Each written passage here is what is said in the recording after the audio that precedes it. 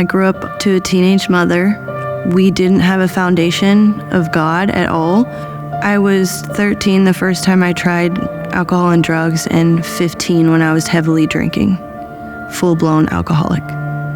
My parents terminated their parental rights and I became a warden of the state. I got pregnant very young with my oldest son at 18. At that point in time, I found out my parents found God through Southeast Christian Church, and that bothered me because I felt abandoned and alone, and I couldn't believe with all what our childhood looked like that they could just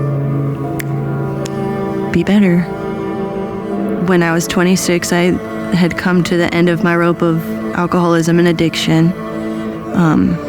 I was contemplating suicide. I was looking down the barrel of a 9mm, and it was like those foxhole prayers, like, give me one reason not to pull this trigger. And there was a knock on the door at the house I was at. It was my sister, and I could see in her face, like, she looked so scared because I was just so out of control.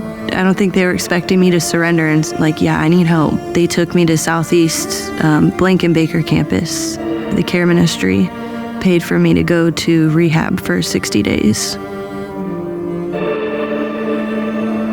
Alcoholism is a God-sized hole that you try to fill with everything but God, right? And so in early recovery, when I still wasn't fully surrendering to that idea, I used a man to fill that hole.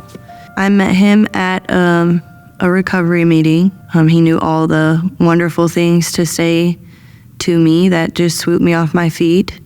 We very quickly moved in together. I got pregnant very quickly. I found out he was using drugs again. I was back into the can't believe this is happening to me again. It was straight back into the victim mentality. And I was going to do everything in my power to keep it hidden so that I could prove something different to everybody. I think shame was the driving force behind wanting to keep everything hidden.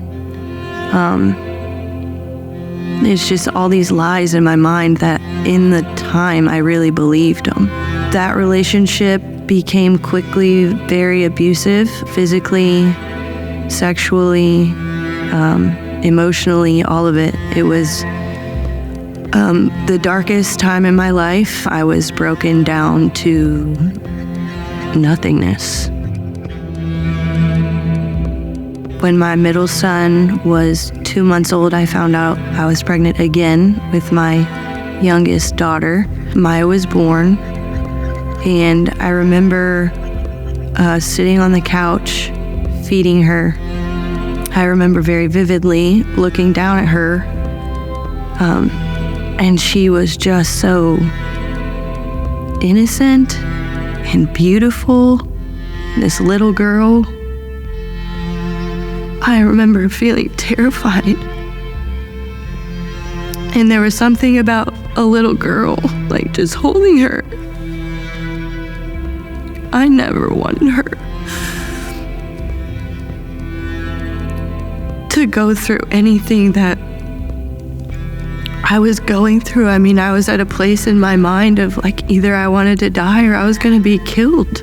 Like, that was the severity of the abuse that I was enduring. I didn't want that for my daughter. And right, like underneath her head on the couch was a Jesus Calling book. And I knew in that moment, I was like, yeah, we're gonna go. And so I waited for a moment in time that it would be safe to get up and go. And that is what we did. It was me and all 3 kids in a diaper bag. We got in the car. I didn't have much gas and I only had like a couple dollars. And because I left so suddenly, my kids were hungry, my daughter needed to be fed, like, I really didn't know what to do. So that is why I chose to call my mom. I said, I left, we have nowhere to go. And all she said,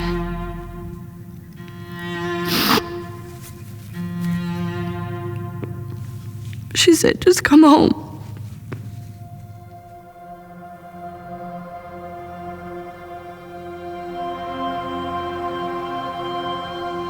And my parents, it was a Thursday night, and they said, we're going to go to church. You want to come? I went to church, not really expecting to get much out of it. I was just so desperate. It was in the worship music. I remember standing there, super skeptical and timid and confused at the joy of all these people. And I started listening to this song, and it was a song, Same God.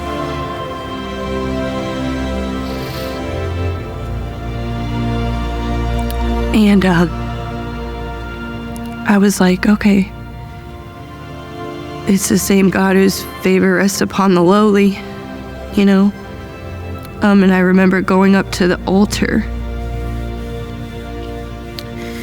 and all these walls that I had worked so hard to build up around me and my heart just came crashing down. Like I didn't even have a choice in the matter. It just crashed. And I remember feeling so blanketed with this love and this like overwhelming peace. It did not make sense. And I had a thought, and the thought was, just come closer, my child. And I knew that was Jesus. That was Jesus. Here I was in total brokenness, messy, suffering, miserable. My thoughts were so dark. How could I feel like this and think like this and feel that kind of love? I mean, it was so abundant. Somebody had put their hand on my shoulder. It was like, for the first time, my messy, my broken didn't scare the people around me, you know, and they didn't need to ask questions. They didn't. They just were beacons of light.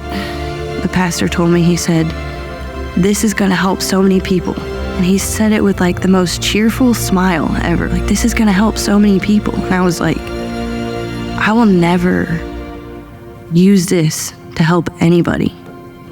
I really thought I was like this unique case of pain and suffering, you know, because I was still bound by shame. And it was right after that, he said, hey, I got something for you. It was the Holy Bible, God's holy word. And I just remember standing there like I couldn't believe that someone thought I was worthy of a Bible. And I swear it was because of the belief of those people that I was like, I think I'm gonna read that thing. So I started with Matthew, and I just started reading through and just realized like the Gospels are the good news, you know? They're stories of redemption and resurrection and reconciliation, and then it all clicked for me. The truth of the word started resonating with my soul is when true healing really began.